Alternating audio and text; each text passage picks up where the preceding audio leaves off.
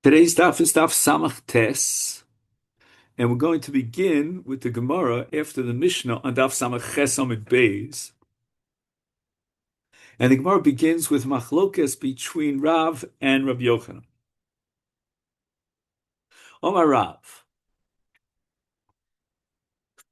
Now the issue here, as we saw in the Mishnah, is whether or not the Malika, even if it's possible, but at least it accomplishes one goal. It's mitayr midei tumas nevela. In other words, normally when a person eats a kezayis of nevela, he becomes tameh, and he's metame as begodim. But if there was a shchita, or in this case malika, to substitute for shchita, then it's mitayr midei nevela. So Rav says, small, even though all the avodah in the mikdash was done with the right hand, if he did the malika with the left hand, or of Laila, all the avodas in the mikdash were done in the daytime, and he did it at night. Ein mitame beis hablia. That malika is significant and valid to be mitayr the tumas nevela. However, says Rav, zar, if a non-kohen does the malika, or sakin, or if the kohen does the malika not with his gufo, his body, his nail, but rather with a sakin, is then mitame bebeis hablia.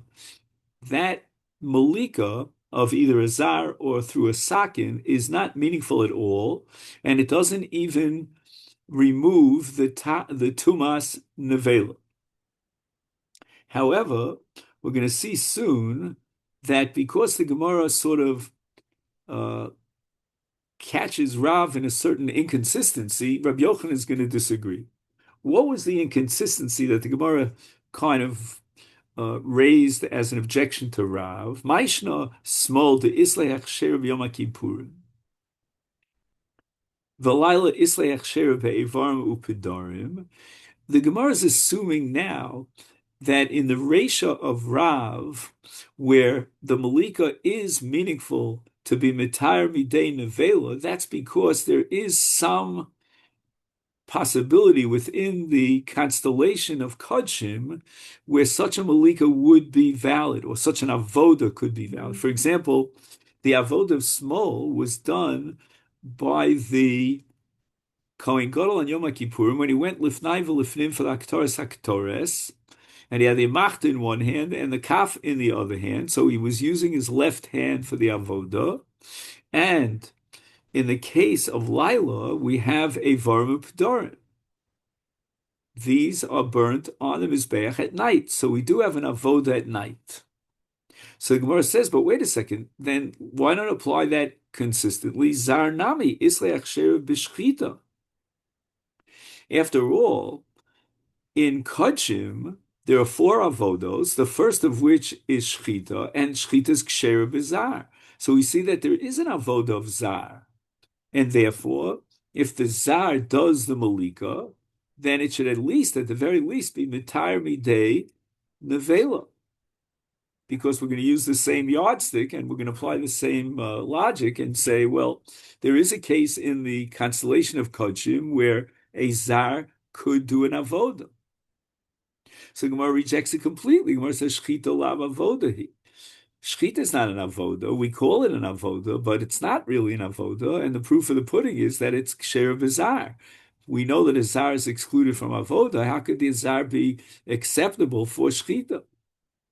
And now the Gemara is going to stretch its arm out all the way to Paraduma to try to prove that shchita, in fact, is an avoda.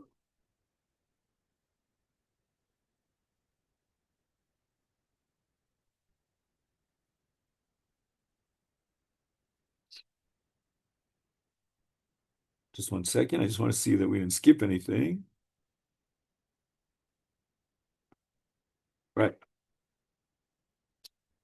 Below, Va'omar Rabbi Zera, Shchitas Par Bizar Psula. Why is it that when it comes to shechting the paraduma, the zar is excluded? It must be because shchita is an avoda. And yet the Torah allows for the zar to implement shchita as one of the avodos of kodshim. Machvi Rav Allah, and Rav sort of pushed them aside by quoting two words in the pasuk, Elazar and Chuka. The Torah says Elazar in the Parasha Paraduma to indicate that only a Kohen could shech the Paraduma. And Chuka teaches me that that's likuva, that that's critical. So therefore, what the Gemara is saying now is that maybe the fact that the Torah precludes and disqualifies the shchita of a zar in Paraduma is because of a special pasuk that says Elazar, that we need a Kohen. But on the other hand, the Gemara is arguing that the very fact that you need a Kohen should be proof positive that there's an avoda here. Otherwise, why would you require a Kohen? Do we require a Kohen for anything other than an avoda? The Gemara later on is going to prove that that is so, that we do require a Kohen for something that's not an avoda. But right now, the Gemara is operating with the premise that if it's an avoda, you require a Kohen. If you require a Kohen, it's an avoda. And since the Torah, through the word Elazar, is teaching me that the shchita of a paraduma has to be with a Kohen, it means that it's an avoda. Otherwise, why do you exclude a zar? Gemara says, "Nay, shiny para de kodshi berekabayisu." Para has a different status. It's not kodshi mizbeach. The para gets burnt; it doesn't go onto the mizbeach. And therefore, anything that you do in the context of a bedek of kedushas bedek habayis is not an avoda. Again, the question now arises: so why did the Torah exclude a non-kohen? So the Gemara asks, kol dekenu, don't we have a kol shkein here? Kodshe bedek habayis bo kahuna, in the case of the shchita of paraduma, which is considered and classified as kodshe bedek habayis, yet the Torah requires a Kohen. Is Kodshim Mizbech mi boy? How much more so than Kodshim Mizbech should require a Kohen? And yet we know that the shchita of Kodshim is Ksher Bizar. So therefore we certainly see that if in the case of Kodshe Bedek Habayis, the Torah says you require a Kohen, then logically we should require a Kohen with a kolshkein in the case of Kodshe Mizbeach. And if we don't require a Kohen, then this is a case where the Torah recognized and validated the avoda of a zar. Rav Shisha Breder Rav Idi, no, you're making a mistake. The fact that a Kohen is a requirement, a prerequisite in Shchitas Paraduma, that has nothing to do with avoda. Shchitas Paraduma is Kodshi Bedek Habayis. There's no avoda in Kodshi Bedek Habayis, but rather it's a halacha that the Torah requires a Kohen. And where do I find a precedent for the Torah requiring a Kohen for something that's not an avoda? In Re'iyas Negoim. A nega of tzaras has to be shown to the Kohen, and only the Kohen can determine whether he's tomei or not tomei. So it's lav avoda here. There's no avoda here. There's no mizbeach. Ubai kuna, yet it requires a Kohen.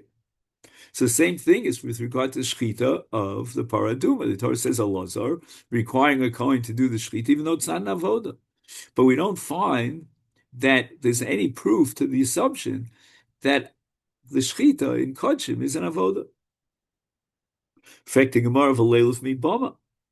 But one second, if Rav is looking for a case where Malika is valid, then I can show you a Malika that's valid even if he's not a Kohen in Bama.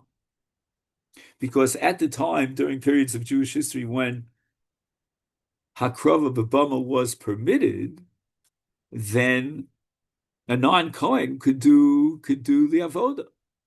So we're saying that the Avodas Karbanos on a Bama is valid, is definitely classified as Avodas Karbanos, and yet on a Bama, a non-Kohen is kosher. So we have here a precedent for a non-Kohen doing Shechita. And the Gemara answers that Rav is of the opinion that mi Bama lo yol. Bama is a separate category, it's a world unto itself, and we don't derive any conclusions from Bama to Kodshi Mizbeach, which basically means that Azar is possibly Avoda, but in Bama, we don't require Avoda. The requirements of Avoda don't apply in Bama. We'll soon see that Rabbi Yochanan actually does equate Bama with Kodshim and derive the conclusion that a Zar could do Shchita. But now the Gemara is raising objections to Rav, Alo. V'asanya, don't we have a brisa? Minayin liyotze shim ola lo yered. The halacha is that if the kodshim go out of the Basa Kodesh, goes out of the Azara, then we don't put it up on the Mizbeach. It's possible midin yotze, but yet, if it was already brought on to the Mizbeach, then the Mizbeach, so to speak, acquires it as Lechem Shel Mizbeach, Lechem Hashem, and you don't take it down. You leave it up on the Mizbeach. Sharei Yotze Kosher B'Bama. Now, this brisa uses Bama as your proof text that in the case of Yotze, Im Ola Lo Yered. Why is it Im Ola Lo Yered? Because we find a situation in which Yotze is Patur. Yotze is kosher. And that's the case of a Bama. Now, honestly, I don't understand the Gemara's logic here because there's no such thing as Yotze in a Bama. I mean, a Bama is anywhere on the face of the earth, so there's no Yotze. It's not within any Mechitzos or any Tchum. But the Gemara still says that if Avoda can be implemented on a Bama, in this case, after it was Yotze, whatever that means, then that's going to be the proof text that Yotze Im Ola Lo Yered. And if that be the case, then certainly we should say that we derive from Bama that if the Avodas Malika was implemented by a non-Kohen, then it should at the very least, be Mitar Midei Nevela. And the proof is because in Bama, we validate the Shchita of a Zar. And now Malika substitutes for Shchita. So the Gemara answers no. Tana azos Torah ha'ola samachle. This brisa has a yalfusa deriving from the pasuk zos Torah ha'ola, and we'll read the whole pasuk. It says zos Torah ha'ola, he ha'ola al mokda al mizbech al alayla ad aboker v'eish al mizbech tukad bo. So from these words of Zos Toras Ha'ola, we derive the conclusion that Im Ola Lo Yered, that once it went up on the Mizbeach, even though it was possible, we don't take it down from the Mizbeach.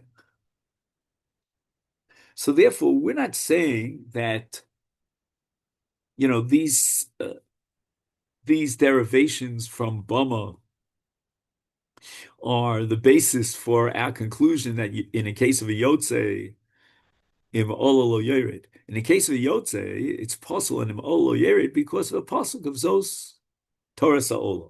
Not because of the equation to Bama, because Rav is of the fundamental opinion, you can't derive anything from Bama to Kodshim, it's a different world. However, the Gemara now quotes the dissenting view of Rabbi Yochanan, Zar, Eina Mitamia Beis Habliya. If the Zar did the Malika, non-Kohen, then at the very least, it's Mitar Midei Nevel. The Malika is valid. And where do we find that there's some sort of precedent for the fact that the Zar could do Malika? That's going to be Bama. And Rabbi Yochanan is going to accept the equation and the analogy between Bama and Kodshim. Sakin Mitamia Beis Habliya. However, in the case of Sakin, Rabbi Yochanan agrees, he concedes to Rav's position that there's no way, no how, that you could validate, even in the most minimal sense, the Malika through a Sakin. There's no such thing as Malika through a Sakin. It just doesn't exist nowhere in the constellation of Kodshim. Tanan, kol psulim shemolku melikasam psula. Anyone who's puzzle, like for example, a zar, Rashi gives a bunch of other examples, and he went ahead, this puzzle, and he did the malika, and the Mishnah opens with the word kol, and kol is only a rivu. It's coming to include something that we might have thought should be excluded. And Bishlem Rabbi Yochanan kol asuye zar. This makes perfect sense, right? Rabbi Yochanan wanted to suggest that if a zar does the malika, it's mitar midei nevela.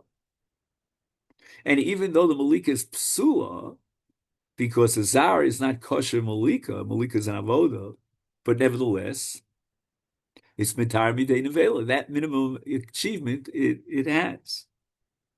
So that's the word kol according to Rabbi Yochanan. But l'Rav kol asuye mai. So the Gemara answers asuye small v'layla.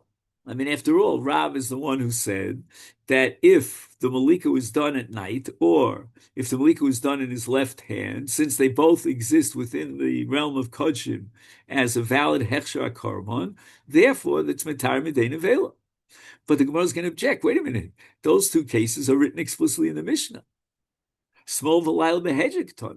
So why would the Mishnah add a word kol to include that which is written out in the Mishnah? So the Gemara now quotes a literary principle that applies to Mishnayos. And what is that?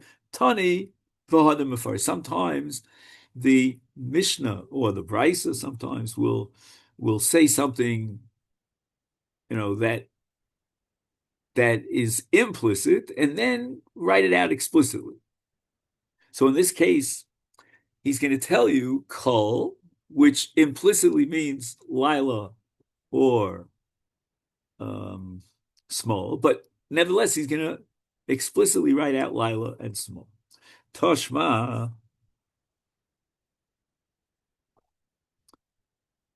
The Gemara again is going to try to prove from the extra word kol that Rabbi Yochanan is right. The Mishnah says, which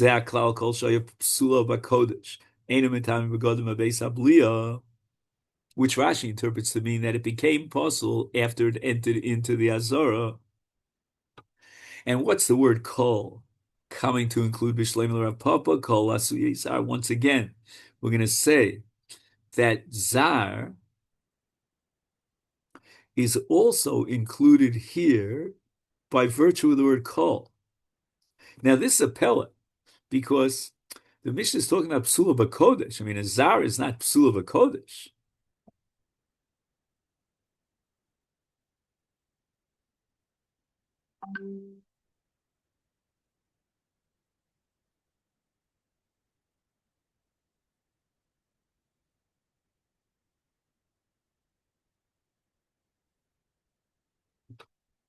Okay, so that's a question. I don't have an answer right now. Let me just see if Tosus points it out.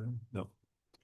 Ela Rav lasuye my. Rav can't use the word kol to include a zar, because going to Rav, a zar is not considered, the malik of a zar does not qualify to be metayr midei nevel. Now we start samach tes. Ulitamech shalo hoya psula v'migdash lasuye mai. After all, the Mishnah has both cases. It has hoya psula b'migdash, and then it has lo hoya psula migdash. So what is that coming to include? Ela reisha lasuye shchitas kodshim bifnim. So the first part of the Mishnah, meaning the reisha, when it says psula b'kodesh, that's coming to include the case where he shechted kodshim, meaning a bird that had the status of kodshim. He was magdish the bird, either as a korban olah or as a korban chatos, and he did the malika inside the kodesh. So what's the chiddush here?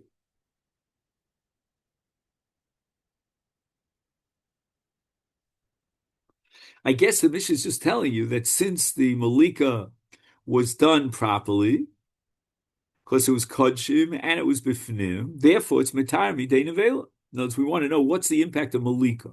Number one, it's Matir the Basar for Kohanim, and number two, it's Matar Midei Nevela. Sefer, and then we have a case where it's Shaloya Psula Bakodesh, Lasuye Malikas Chulin Bachutz. Right? Because Bachutz, all we have is Shchita. And Malika Bachutz is in Chulin, and probably even in Kodshim, but certainly in Chulin, is meaningless. It's not even Mati the Basal Achilas anybody.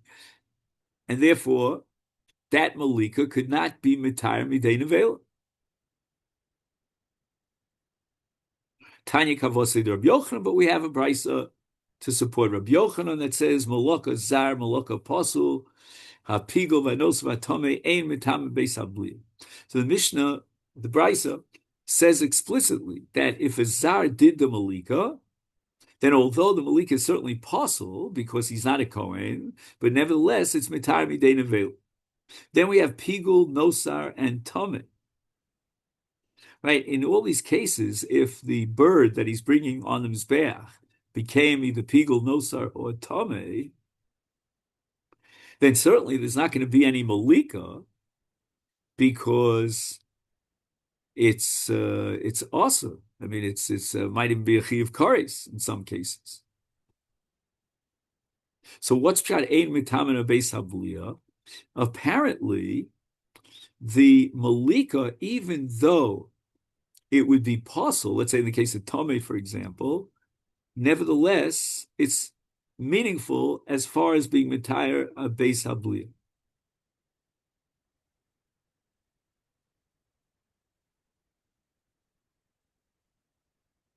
Now, Pigel is where the Malika itself was Chutz L'Zmano. And if somebody eats the Pigel, he's Chayiv Kares. Would the Malika invalidated by this Pigel Kavana be considered no more than killing the bird?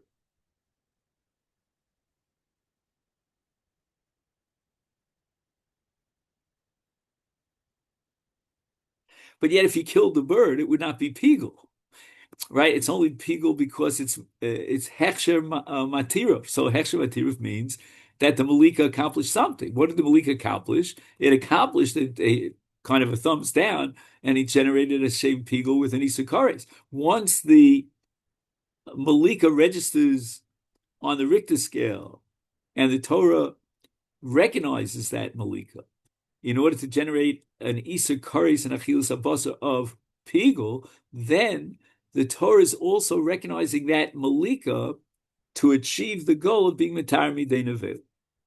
Amar Rav Yitzchak, Shamati Shtayim Achas Kmitzus Zar, V'Achas Malika Zar, Achas Tered, V'Achas Lo Tered, V'Lo Yadan. I heard that there's Kmitza Zar and there's Malika Zar. In one of those two cases, Im Ola Lo Yered. In the other case, it's Im Ola Tered. And I don't know which is which. Omar Chizkiah, Mistabra Kmitza Tered, Malika Lo Tered.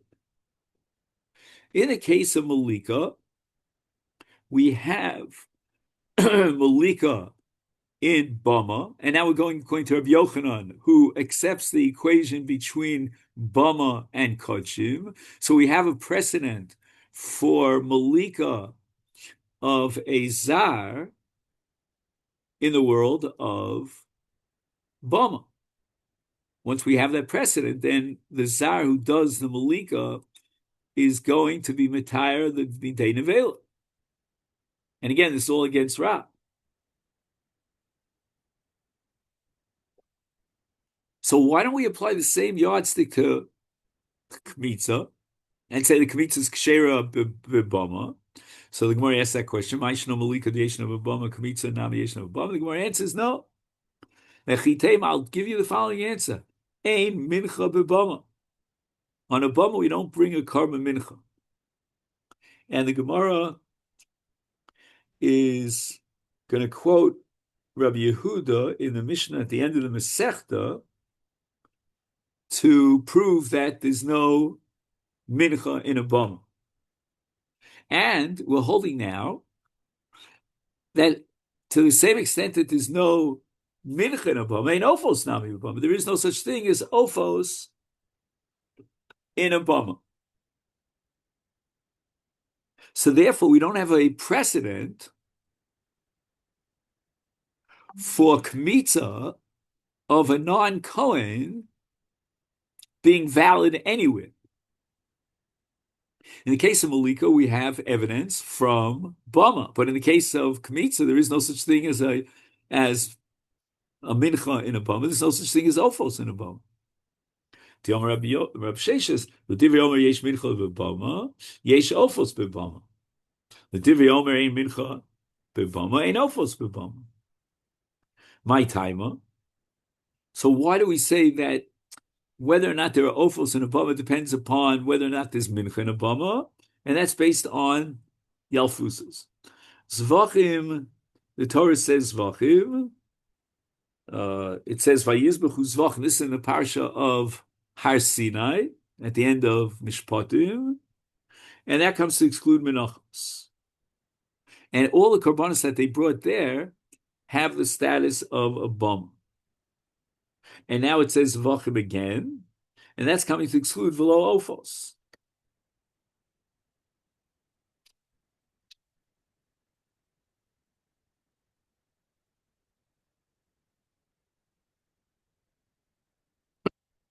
So let's see where we're holding now.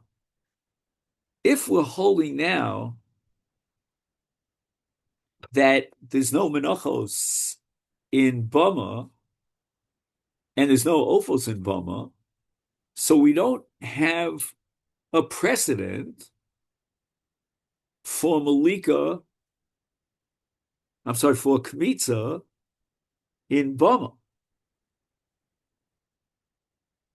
And therefore, in the case of a Zar who implements Kmitza, is Terek. It should go down. And if that be the case, then it should not be able to be Mitayar Midei Nevela. So the Kmitza of a Zar has no validity whatsoever.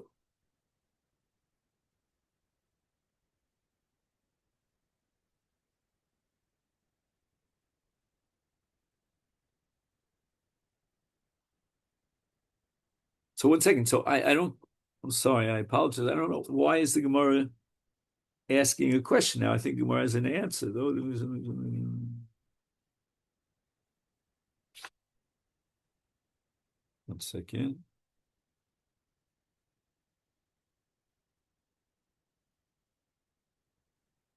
Oh, I'm sorry. Yeah, because Chizkiah said that Malika of a Zar is im Ola Loteri. Obviously, he's deriving from Bama that there was Malika in a Bama, even if it was done by a Zar. But wait a second. We just finished saying that if there's no Kmitza because there are no Menachos, then there are no Ophos. If there are no Ophos, then there's no Malika. So Gemara answers, Ela Ema Ein Kiddush Bekli Shares B'Mincha B'Bam. So now we're talking about the knife of Shchita. The Shchita knife is called a Kli Shares. And what we're going to say is that when do we apply the principle of Im Olo Lotered? That's only if there was a Kiddush B'Kli. But in a case of Kmitza, there's no Kiddush B'Kli. So in Bama, right, you can't talk about Kmitza because there's no such thing as Kiddush B'Kli. Right, the Mincha is normally placed into a Kli Shares, but at a Bama, there was no such thing as a Kli Shares. That's the Gemara at the end of Maseches Zevachim. So how can you have a Zar doing Kmitza in a Bama? That doesn't prove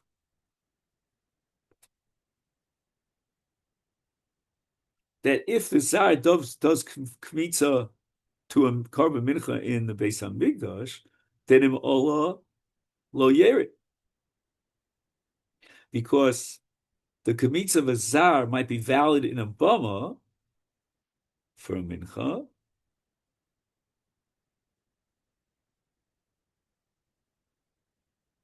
if it was never consecrated in a klishares, and therefore why should it have any validity in the Mikdash in the case where there was kiddush b'klishares? So the mincha was sanctified in klishares, and therefore we don't know that we can make any comparison and derive any conclusions from bama where there was no klishares. There was no klishares in a bama, but when there is a klishares, then that kiddush would exclude a zar, and therefore zar does kmitza in the Beis Hamikdash. It's not valid at all.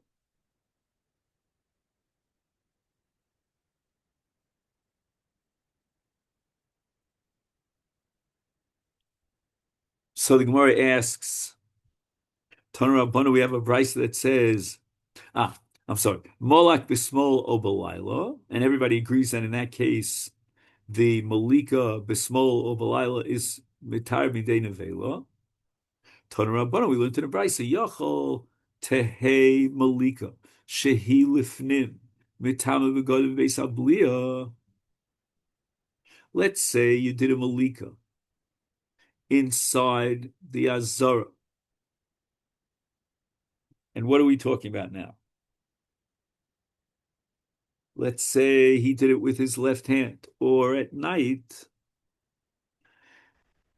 And I might think that it's mitame begodim, meaning that malika, since it's possible, it cannot be mitame de nevela, tamaloma nevela.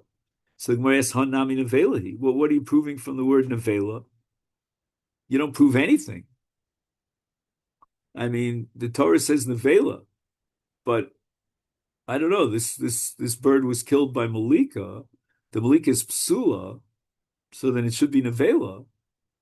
So how do you know from that pasuk that it's not mitar, that it's not mitami de nevela, it's mitar nevela? Elatam treifa. What do we learn from the word treifa? Well, this is a bit complicated.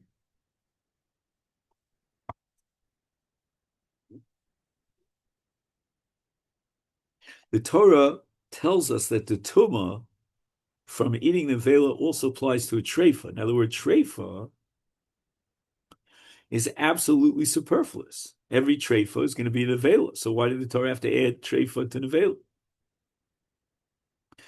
But this superfluous word, treifa, is going to teach us that in the case of kachim ophos,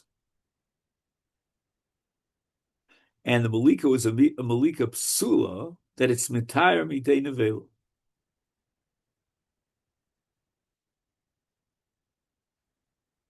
Ma treifa she'ena materes es ha'isur. Right? If you shecht, for example, a treifa, it's meaningless as far as the achilas basar is concerned. It's basically like killing the animal. Af kol she'ein materes es ha'isur. So if you kill the bird in any way that it could not be matir, the bird, that's included in treifa. But yotza malika she'ib lifnim, in the case of malika, at least inside the azara, the malika is matir the basar, holvi materes isur, and therefore ena mitami begodim bebeis habliya. So the Gemara now is assuming an interdependence between two different principles.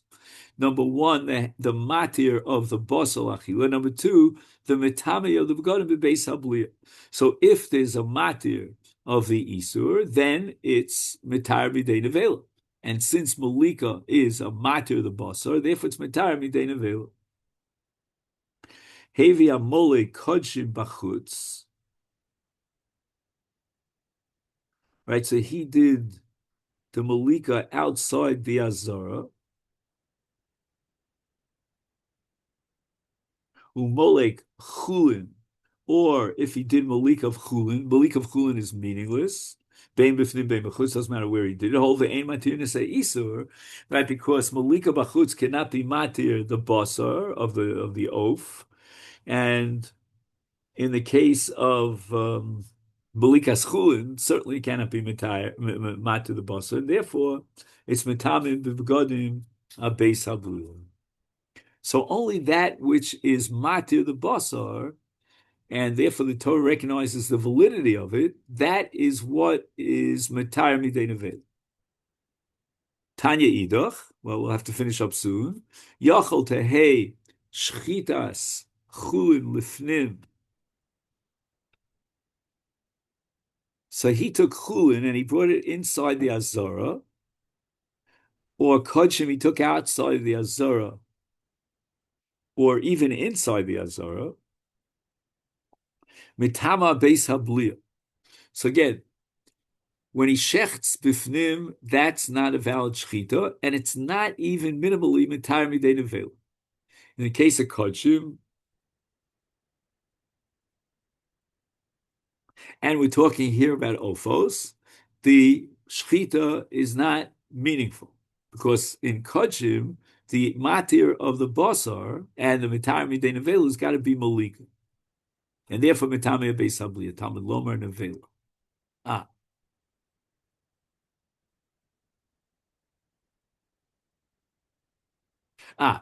The word nevela is the opposite of shchuta.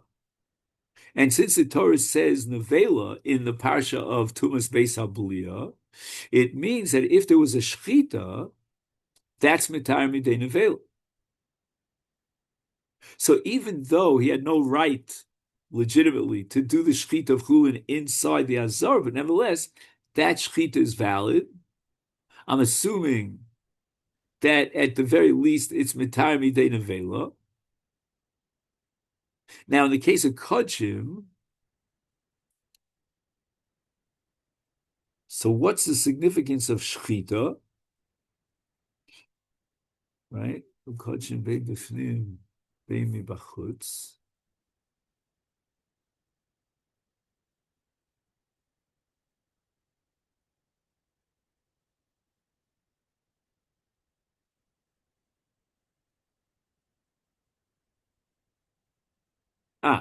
So if he did it b'fnim, he had to do malika, and therefore the shchita is invalid. And if it's kodshim, and he shechts it b'chutz, for sure the shchita is invalid. And therefore we would have argued that it's mitami de nevela, tamalum nevela. And it's mitami de nevela. So Gemara asks, but honami nevela.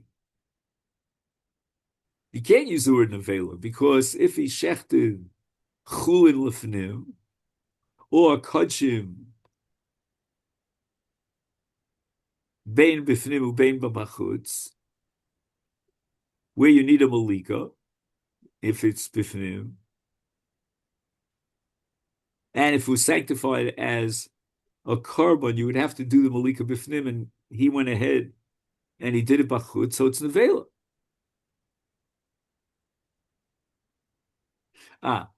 But we're talking about a case of shchita, not a malika. Right? So we started with shchitas chulin lifnim, which was not a valid shchita. And then we went on to shchitas